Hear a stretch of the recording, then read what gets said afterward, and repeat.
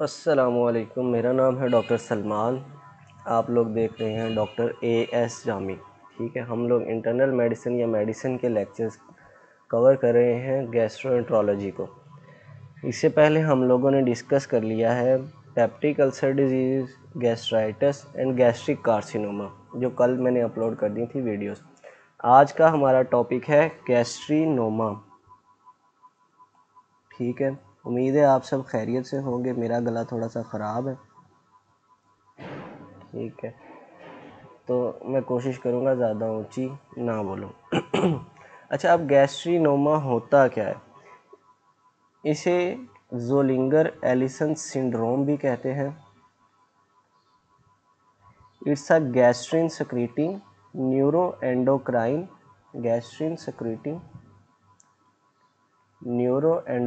Tumour. ठीक है, located कहाँ होता है? ड्यूोडेनम या पैंक्रियाज के अंदर। लोकेटेड इन ड्यूोडेनम और पैंक्रियाज। ठीक है, ये तो हो गई इसकी डेफिनेशन। ज़ोलिंगर एलिसन सिंड्रोम और gastrinoma is a gastrin secreting neuroendocrine tumour usually located on duodenum और पैंक्रियाज। अब ये न्यूरोएंडोक्राइन ट्यूमर है, ये क्या होता है? What is a neuroendocrine tumour? ऐसा ट्यूमर जिसकी न्यूरोनल सप्लाई हो। ठीक है, न्यूरॉन सप्लाई हो, यानी कि पीछे से करंट मिल रहा है, इसे न्यूरॉन्स आके करंट दे रहे हैं, जो आगे किसी हार्मोन के ऊपर, जो किसी ग्लैंड के ऊपर एक्ट कर रहा है। ठीक है, neuronal supply as an input. ठीक है, आउटपुट के एक्ट किस पे करेगा?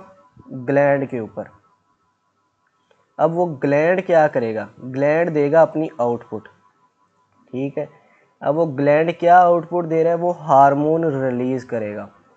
हार्मोन, अब पीछे से इनपुट आती जा रही है, ग्लैंड क्या करता जा रहा है? ग्लैंड प्रोड्यूस कर रहा है हार्मोन। अब इसके अंदर क्या होता है कि ये गैस्ट्रिन एंजाइम जो होता है ना, वो प्रोड्यूस होना शुरू हो जाता है। GASTRIN, gastrin hormone. ठीक है, वो प्रोड्यूस होना शुरू हो जाता है इस ट्यूमर के अंदर। अच्छा, ये इसमें एक टर्म यूज होती है स्पोरेडिकली, यानी कि ये समझ लें कि पीछे से वायरिंग में शॉर्ट है, कभी कभी करंट आ जाता है, कभी कभी नहीं आता। वक्फे से ना, वक्फे से करंट आएगा, जो इस ग्लैंड के ऊपर एक्ट करेगा और ये प्रोड्यूस करेगा हार्मोन। अब हार्मोन प्रोड्यूस हो रहा है, गैस्ट्रिन की सिक्रीशन ज़्यादा हो गई है। गैस्ट्रिन ज़्यादा होने की वजह से क्या होगा? हाइपरगैस्ट्रीनोमा, हाइपरगैस्ट्रीनीमिया हो जाएगा। गैस्ट्रिन की सिक्रीशन बहुत ज़्यादा हो जाएगी। अब इसने क्या करना है? इसने जाके एक्ट करना है पाराइटल सेल्स के ऊपर।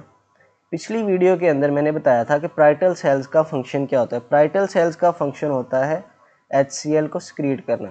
अच्छा, और उसके अलावा HCl का क्या काम है? HCl is a gastric acid. ये एसिडिटी प्रोवाइड करता है, 1 से 2 pH मेंटेन रखता है स्टमक के अंदर। ठीक है, अब पाराइटल सेल्स ने गैस्ट्रिक एसिड की सिक्रीशन को जब तेज़ किया है, ठीक है ना, इंक्रीज कर दिया है। क्यों किया है? गैस्ट्रिन एंजाइम ज़्यादा प्रोड्यूस हुआ है, उसने पाराइटल सेल्स के ऊपर एक्ट किया है। पाराइटल सेल्स ने गैस्ट्रिक एसिड की सिक्रीशन ज़्यादा कर दी है। अब इस चीज़ ने जाके लगानी है तबाही, डिस्ट्रक्शन करनी है स्टमक के अंदर। अच्छा, अब वो कैसे कर सकता है डिस्ट्रक्शन? आप लोगों के माइंड के अंदर चीज़ें आ रही होंगी। या तो वो वहाँ पे पेप्टिक अल्सर डिजीज़ कर देगा, एक काम ये करेगा। दूसरा काम ये करेगा कि जो पैंक्रियाटिक एंजाइम्स है ना, अमाइलेज, लाइपेज वगैरह, पैंक्रियाटिक एंजाइम्स, उनको इनएक्टिवेट कर देगा। इनएक्टिवेशन। ठीक है, अब जब अमाइलेज और लाइपेज मोस्टली लाइपेज करता है। ठीक है, लाइपेज इनएक्टिवेट हो जाएगा एंजाइम, ये लाइपेज आएगा ही नहीं स्टमक के अंदर, ड्यूोडेनम के अंदर। तो होगा क्या? पेशेंट प्रेजेंट करेगा डायरिया के साथ और स्टीटोरिया के साथ। अब ये स्टीटोरिया क्या है? स्टीटोरिया भी डायरिया की ही एक किस्म है। ठीक है, जिसके अंदर पेशेंट आपके पास आके कहेगा डॉक्टर साहब बहुत गंदे स्टूल्स आ रहे हैं मुझे, मेरा पखाना बहुत बुरी स्मेल दे रहा है। उसके अलावा आप पूछेंगे कितना पखाना आता है, बहुत पखाना आता है, बल्कि कहेगा डॉक्टर साहब बल्कि होता है, यानी कि बड़ी ज़्यादा क्वांटिटी के अंदर आता है। और कैसा होता है, चिपक जाता है उसके साथ, फ्लश के जो सरफेस है उसके साथ चिपकता है, कहेगा चिपकता है, ठीक है। इस तरह जैसे तेल होता है, जब मैं वॉश करता हूँ मुझे ऐसे महसूस होता है जैसे मैं ऑयल के ऊपर रब कर रहा हूँ, ऑयली होगा। और आप पूछेंगे कि जब वो फ्लश करते हैं तो आप फ्लश करने से, ड्रेन करने से पहले क्या वो ऊपर तैरता है, वो कहेगा जी तैरता है। ये है स्टीटोरिया की डेफिनेशन। किसी को प्रोफेसर को सुनाना हो ना तो ये आपने इस तरह सुनाना है कि फाउल स्मेलिंग बल्कि ऑयली फ्लोटिंग स्टूल कॉज क्यों होता है, कॉज्ड बाय लाइपेज नहीं रिलीज हो रहा, ठीक है, लाइपेज एक्ट नहीं कर रहा गैस्ट्रिक कंटेंट के ऊपर, तो fat caused by pathological increase in stool fat content. समझ आ गई? आपने ये डेफिनेशन पूरी सुनानी है स्टीटोरिया की, ये प्रेजेंटेशन होती है स्टीटोरिया की। आपने डायरिया नहीं लिखना, ठीक है, स्टीटोरिया लिखना है। जब भी आपने क्लिनिकल वार्ड्स में अगर जब आपका राउंड होगा तो आपने ये पूछना है कि भाई पखाना कैसा आता है, वो कहेगा गंदा, बुरी स्मेल है, इतनी बुरी स्मेल होती है, ठीक है, और बड़ी मिकदार के अंदर आता है, ठीक है। चिपचिपा तो नहीं है, चिपचिपा होगा, ऑयली होगा, ठीक है। तैरता है ऊपर पानी के, जी तैरता है, ठीक है। आपने ये सारी हिस्ट्री ले ली। उसके बाद ठीक है, पेशेंट और कैसे प्रेजेंट करेगा, माल अब्जॉर्प्शन के सिम्टम्स होंगे। अब इंजाइम्स एक्ट नहीं कर रहे, ठीक है, ये लाइपेजेस एक्ट नहीं कर रहे तो माल अब्जॉर्प्शन होगा।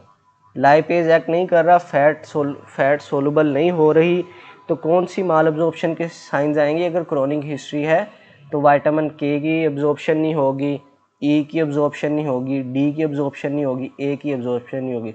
मैंने इसे इस तरह याद किया हुआ, फैट सोलुबल विटामिन कौन से होते हैं? कीड़ा, के ई डी ए, कीड़ा, के E D A, fat soluble vitamin, ठीक है, इन्हें फैट चाहिए होती है अब्जॉर्ब होने के लिए।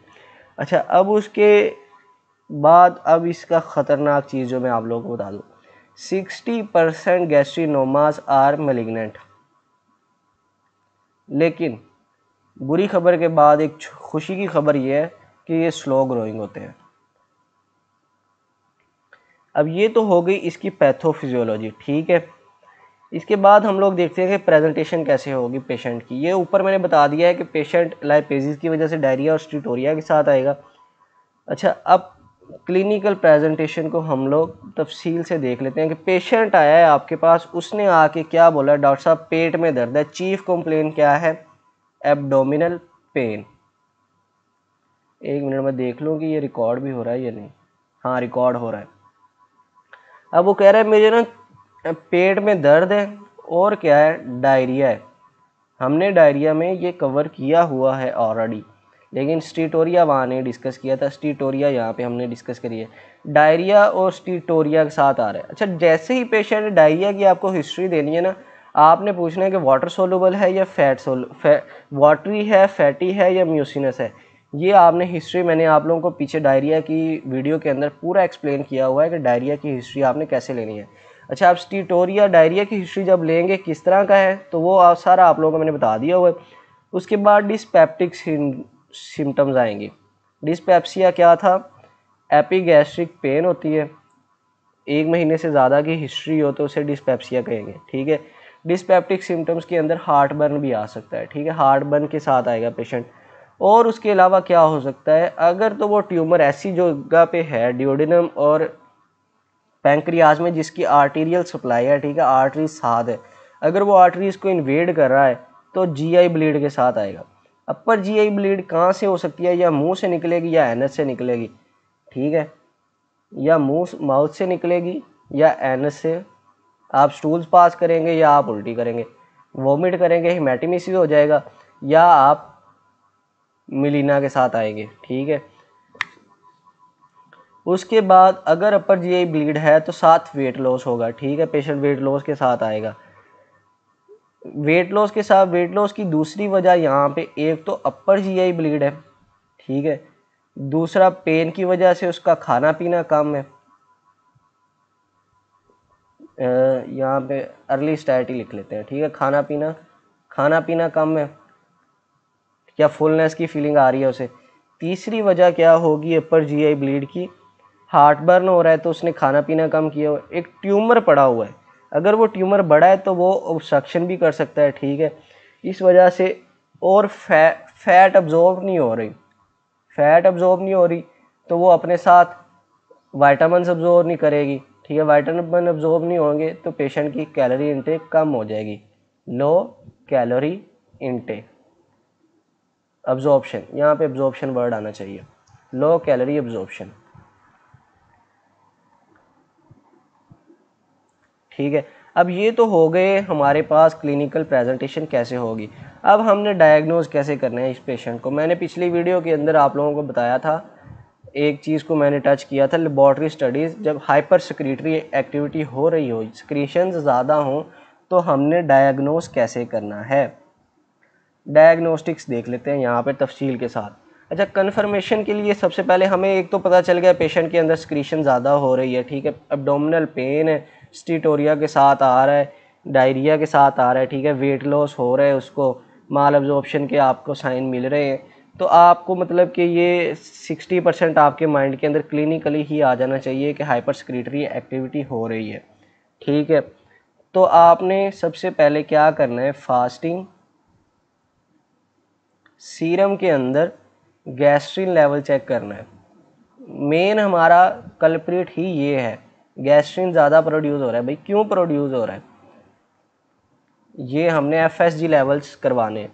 उसके अलावा हमने, अगर ये एफएसजी लेवल, इसका काम क्या है, एचसीएल को, पैराइटल सेल्स पे एक्ट करना है, एचसीएल की प्रोडक्शन ज़्यादा कर देना है। अब हमने, वैसे तो स्टमक की पीएच होती है 2 to 3, अब इसने पीएच कर दी है 1। हमने करवा ली गैस्ट्रिक पीएच स्टडीज, ठीक है। अगर तो 2 से कम आ जाती है तो इसका मतलब है कि hyper secretory activity of gastrin act कर रही है। और अगर फास्टिंग सीरम गैस्ट्रिन लेवल आ जाता है 1000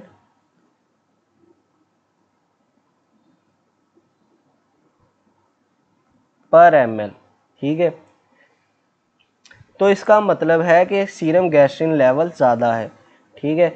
ये कन्फर्मेशन टेस्ट है।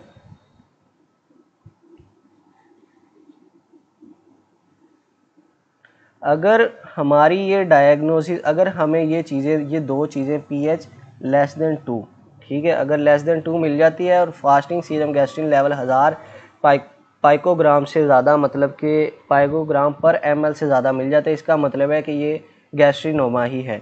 अगर हमें ये चीज़ें नहीं मिलती, ठीक है, उसके बाद यानी कि 1000 से ज़्यादा नहीं है, 1000 से कम है, लेस देन 1000 है, एफएसजी लेस देन 1000 पिकोग्राम पर ml, ठीक है, अगर ये मिल जाता है तो, और पीएच भी 2 या 2 से 3 तक है, तो अब हमने क्या करवाना है, हमने स्क्रीटिन लेवल चेक करवाना है। स्क्रीटिन, SECRE, स्क्रीटिन स्टिमुलेशन टेस्ट, स्क्रीटिन को स्टिमुलेट करेंगे, ठीक है। इससे क्या होगा, ये हमें डिफरेंशिएट कर देगा गैस्ट्रिनोमा है या हाइपर गैस्ट्रिनोमा की अदर कॉजेज़ हैं, ठीक है। ये पॉजिटिव आएगा तो इंडिकेट करेगा गैस्ट्रिनोमा है, ठीक है। स्क्रीटिन लेवल हमने पेशेंट को देना है, ठीक है, स्क्रीटिन देना है हमने, उसने स्टिमुलेट करना है गैस्ट्रिन को। अगर हाइपर गैस्ट्रिनोमा हो गया तो इसका मतलब है ये गैस्ट्रिनोमा ही है, ठीक है।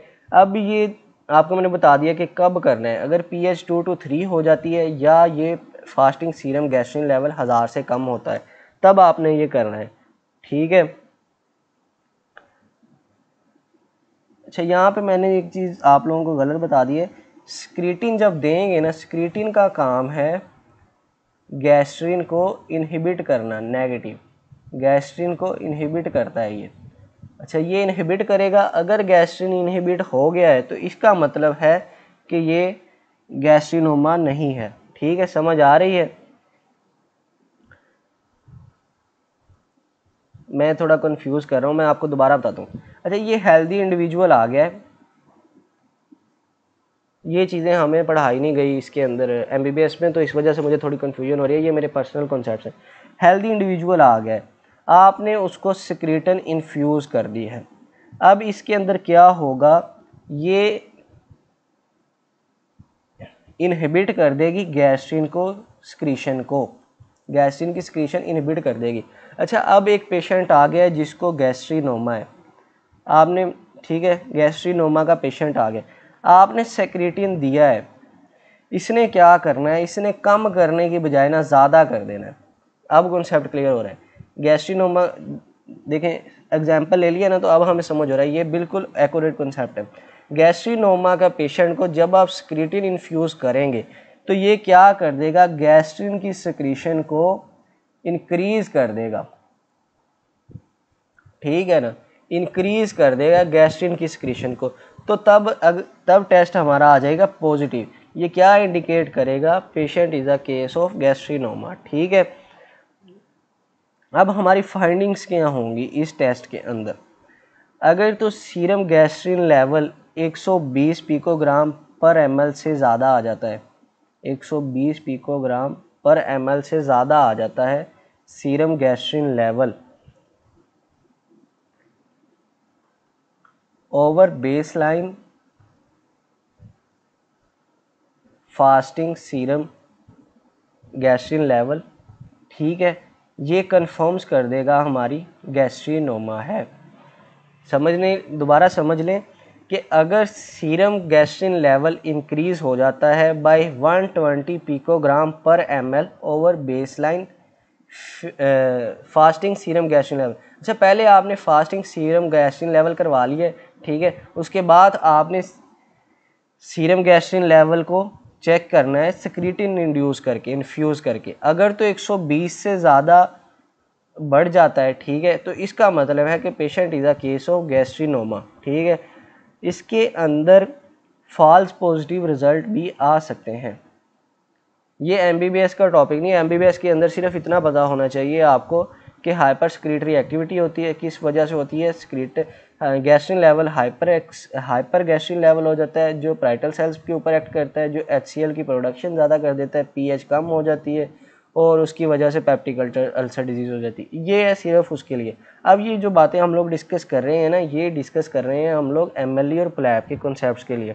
फॉल्स पॉजिटिव कब आएगा, पेशेंट को H पाइलोराई है, ठीक है, या पेशेंट PPI को अब्यूज़ कर रहा है, क्रोनिक PPI यूज़र है, तब ये हमारा फॉल्स पॉजिटिव आ जाएगा।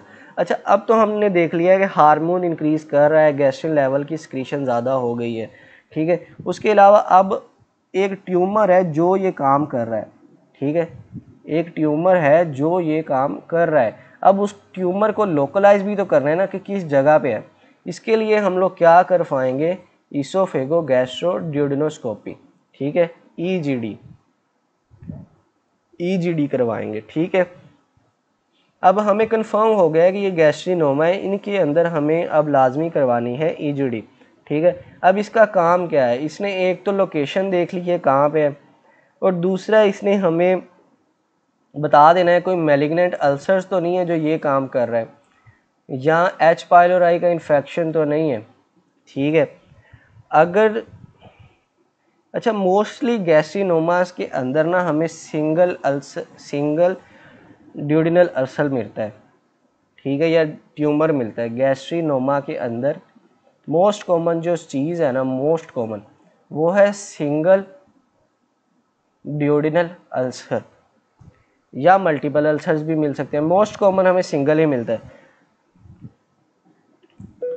या तो हमें डिस्टल ड्यूडिनम में मिलेंगे, या हमें जैजनम, डिस्टल ड्यूडिनम, या हमें जैजनम में मिलेंगे।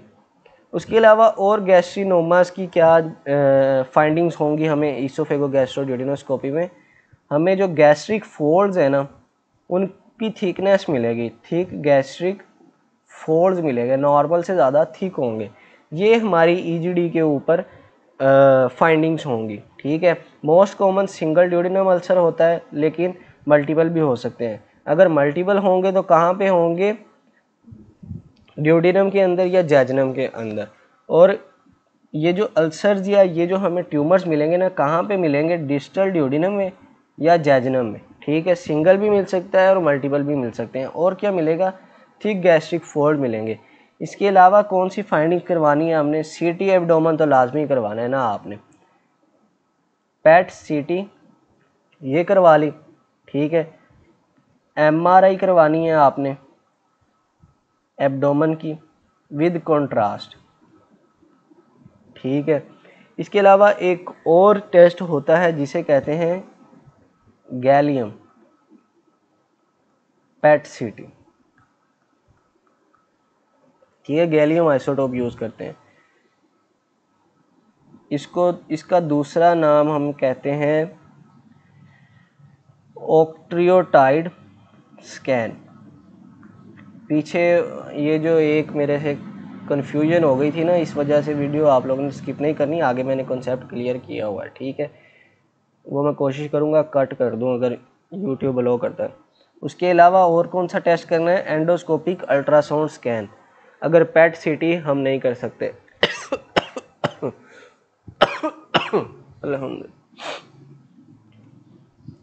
मोस्टली 70% केसेस के अंदर क्या इन्वॉल्व होती है? ड्यूडेनम। और 25% केसेस के अंदर पैंक्रियाज होता है। और पैंक्रियाज में भी कहाँ पे होगा गैस्ट्रिनोमा का ट्यूमर? हेड में। और 5% लोकेशन और भी हो सकती है। कहाँ पे हो सकते हैं ये? एक्टोपिक लोकेशन जिनकी कहाँ हो सकती है? लीवर में हो सकते हैं, स्टमक, और ये तीसरी चीज़ है ओवरी, ओवरीज के अंदर हो सकते हैं। अच्छा, जो चीज़ ख़तरे वाली बात है ना वो ये है कि 50% केसेस तब प्रेजेंट करते हैं हमारे पास जब मलिग्नेंसी हो जाती है, जब ये फैल जाते हैं, मेटास्टेसाइज कर जाते हैं, ठीक है। अब इसका ट्रीटमेंट क्या है? एक तो है ट्रीटमेंट को समझने के लिए आप लोगों को इटियोलॉजी समझनी पड़ेगी। ट्रीटमेंट आप लोगों के जहन में क्या आ रहा है? हाइपर सेक्रेटरी एक्टिविटी हो रही है ना, MENT ट्रीटमेंट, ठीक है। हाइपर सेक्रेटरी एक्टिविटी हो रही है, एसिड की सिक्रीशन ज़्यादा है, तो भाई कॉमन सेंस की बात है, एसिड को सप्रेस करेंगे। Acid suppression test, acid suppression medication, बल्कि एसिड सप्रेशन मेडिकेशन मैंने आप लोगों को बड़ी दफ़ा बताई हुई है, PPIs plus H2 receptor antagonist. First line क्या है? फर्स्ट लाइन है PPIs देंगे हम लोग ओमेप्राजोल। सेकंड लाइन क्या है? Second line H2 receptor blockers या एंटागोनिस्ट। कौन कौन सी मेडिसिन थी? एक याद रख लें, फेमोटिडीन, साइमेटिडीन, फेमोटिडीन, ये देंगे। अच्छा, उसके अलावा और क्या दे सकते हैं हम लोग? सोमैटोस्टेटिन एनालॉग दे सकते हैं, सोमैटोस्टेटिन एनालॉग, ठीक है। जिसके अंदर जैसे ऑक्ट्रियोटाइड टेस्ट कर रहे थे ना हम, वो सोमैटोस्टेटिन टेस्ट ही उसे कहते हैं। और उसके अलावा उसे कहते हैं गैलियम पैट सीटी, ठीक है। सोमैटोस्टेटिन एनालॉग देंगे। ये क्या होता है? ऑक्ट्रियोटाइड ड्रग आती है, ये होती है। अच्छा, ये एनालॉग है, ये क्या? ये मैंने पिछली वीडियोस में भी बताई हुई थी, ये ग्रोथ हार्मोन की सिक्रीशन को कम करती है, ठीक है। इन जो ग्रोथ हार्मोन है ना उसको इनहिबिट, उसकी सिक्रीशन को इनहिबिट कर देती है। उसके अलावा और ट्रीटमेंट मोडेलिटी हमारे पास क्या है? सर्जरी। अच्छा, मैंने बताया था कोई भी चीज़ बॉडी के अंदर ग्रो कर रही है उसको निकालना है आपने, सर्जिकल रिसेक्शन करनी है आपने, ठीक है। पहले तो हमने देख लेना है कि गैस्ट्रिनोमा किस जगह पे लोकलाइज है। लोकलाइज करने के बाद उसे रिसेक्ट कर देना है। उसके बाद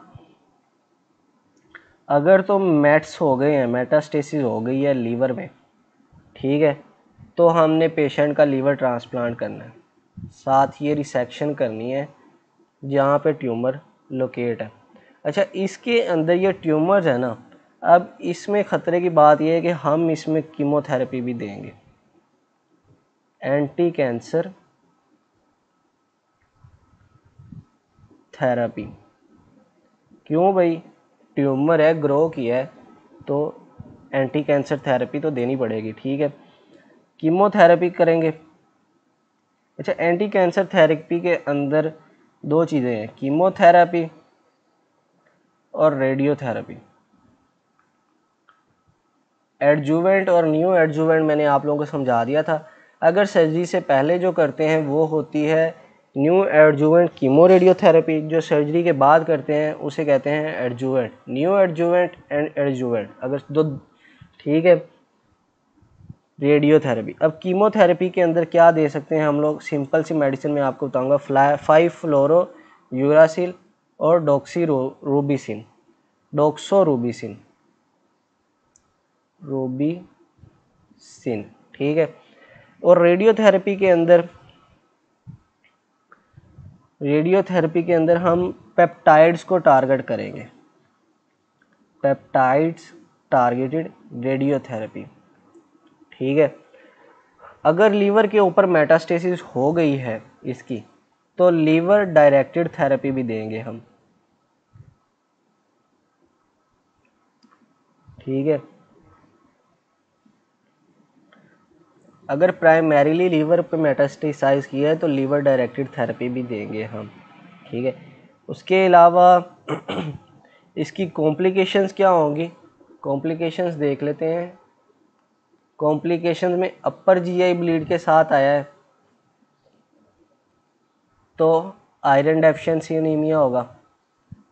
ट्यूमर का साइज ग्रो कर गया, मेटास्टेसाइज किया गया लीवर को, लीवर में एबनॉर्मेलिटी आ जाएगी, ठीक है। ओवरीज में अगर कर रहा है, ओवरीज की एबनॉर्मेलिटी आ जाएगी। उसके अलावा ट्यूमर ग्रो कर गया है, ऑब्स्ट्रक्शन के साथ आ सकता है, ठीक है। अल्सर्स हो सकते हैं, ठीक है। एक्यूट एब्डोमेन के साथ सीवियर एब्डोमिनल पेन हो सकती है पेशेंट को। पेरिटोनाइटिस हो सकता है, ट्यूमर ग्रो कर गया है, अब वो कंटेंट्स जा रहे हैं उधर, ठीक है। ड्यूडिनम, परफोरेटेड ड्यूडिनम हो गया, परफोरेटेड ड्यूडिनम। तो ये सारी कॉम्प्लिकेशन इसकी हो सकती हैं। अच्छा, जो चीज़ कंफ्यूज कर रही थी ना वो मैंने आप लोगों की क्लियर कर दी है और मेरी भी क्लियर हो गई है, ठीक है। गैस्ट्रिनोमा से रिलेटेड कोई क्वेश्चन हो, you are more than welcome to ask, ठीक है। ये हो गया हमारा गैस्ट्रिनोमा, या जिसे ज़ोलिंगर एलिसन सिंड्रोम कहते हैं। ये कॉमन है, ठीक है। पेशेंट प्रेजेंट कर सकता है आपके साथ, या आपका वाइवा इस पे हो सकता है जब हाइपर सेक्रेटरी एक्टिविटी आप बोलेंगे अपने केस के अंदर। डॉक्टर एस जामी को इजाज़त दें। अल्लाह हाफिज़।